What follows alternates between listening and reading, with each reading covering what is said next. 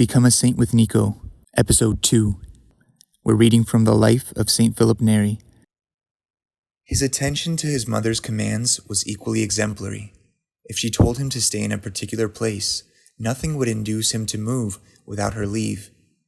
After her death, his father married again, and Philip's dutifulness to his stepmother was such that she quite reverenced him and loved him as tenderly as if he had been her own child, so that when he left Florence she wept bitterly, and on her deathbed appeared to have him always before her, kept pronouncing his name, and declared that the very remembrance of him was a refreshment to her. It was not only to his parents that Philip was respectful, but to all who were older than himself. With his equals and inferiors, he was light-hearted and so peaceable that he seemed not to know how to be angry. He was never heard to speak evil of anyone.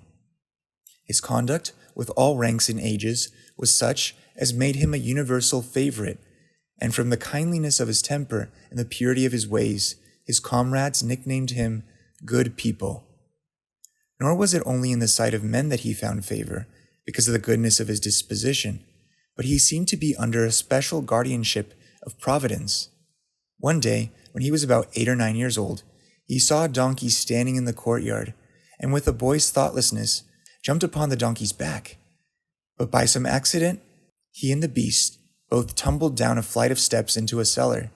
He fell beneath the donkey, and no part of his body was visible, except an arm. A woman who witnessed the accident ran to him and drew him from under the donkey, not as she expected, killed or maimed, but safe and sound, without the least vestige of his fall. He often related this escape as one of the greatest favors the majesty of God had conferred on him, and was continually returning him, God, thanks for it. To his other good qualities Philip joined devotion and spirituality. His devotion too had a certain character of maturity about it.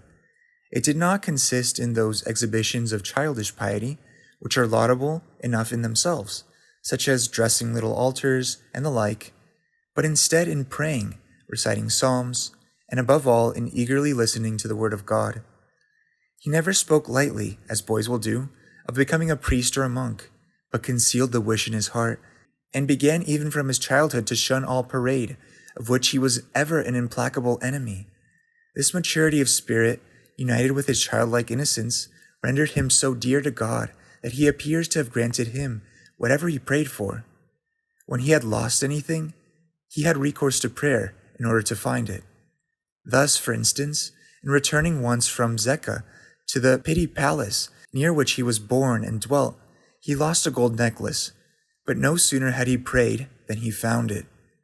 And another time he recovered by the same means some things which had dropped from under his arm a great way off. One thing that really stands out to me, one thing to take away and change our lives, is that even though Philip was not, his stepmother's biological son, she was still remembering him at the hour of her death. He was her refreshment. Refreshment is the key word here. If we want to act saintly, if we want to be someone that uplifts others and basically is the presence of God to them, think about this. Am I acting like a refreshment to others? Of course, sometimes we might have to say difficult things to people, but there's always a way to say it in a refreshing way, whether it's your tone of voice, whether it's saying it with a smile.